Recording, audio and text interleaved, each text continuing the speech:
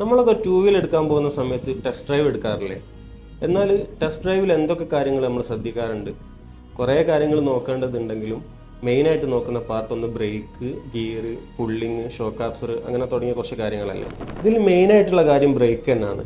നമ്മൾ വണ്ടി സ്റ്റാർട്ട് ചെയ്ത് ഫസ്റ്റ് ഗിയറിൽ ഇട്ടിട്ട് ഫസ്റ്റ് മൂമെൻറ്റിൽ തന്നെ നമ്മൾ 2 ബ്രേക്കും പ്രോപ്പറായിട്ട് ചെക്ക് ചെയ്യണം, പിടിച്ച് നോക്കേണ്ടതുണ്ട്. കാരണം നമ്മൾ ടെസ്റ്റ് ഡ്രൈവ് എടുക്കുന്ന സമയത്ത് അല്ലെങ്കിൽ നമുക്ക് വണ്ടി ആക്സിഡൻ്റ് ആവാനുള്ള സാധ്യത വളരെ കൂടുതലാണ്. പിന്നെ നമ്മൾ നോക്കേണ്ട ഭാഗമാണ് ഗിയർ ഷിഫ്റ്റിംഗ്. ഓരോ ഗിയർ ഷിഫ്റ്റ് ചെയ്യുന്ന സമയത്തും അത് വളരെ സ്മൂത്താണോ എന്നുള്ളതും ഓരോ ഗിയറിലും സൗണ്ടിന് എന്തെങ്കിലും മാറ്റമുണ്ടോ എന്നുള്ളതും നമ്മൾ പ്രത്യേകം നോട്ടീസ് ചെയ്യണം. നിസ്സാരമായ ഒരു ക്ലച്ച് കേബിളിൻ്റെ പ്രശ്നം കൊണ്ട് വരെ ഗിയർ ഷിഫ്റ്റിംഗ് സ്മൂത്ത്നെസ് നഷ്ടപ്പെട്ടേക്കാം. പിന്നെ പ്രധാനമായിട്ടും നമ്മൾ നോക്കുന്ന ഒരു ഭാഗമാണ് ഷോക്ക് ആബ്സറിൻ്റെ ഭാഗം. അത് മനസ്സിലാവാൻ വേണ്ടിയിട്ട് നമ്മൾ വളവിലൂടെയും കട്ട് റോഡിനൊക്കെ നമ്മൾ വണ്ടി ഓടിച്ച് നോക്കേണ്ടതുണ്ട്.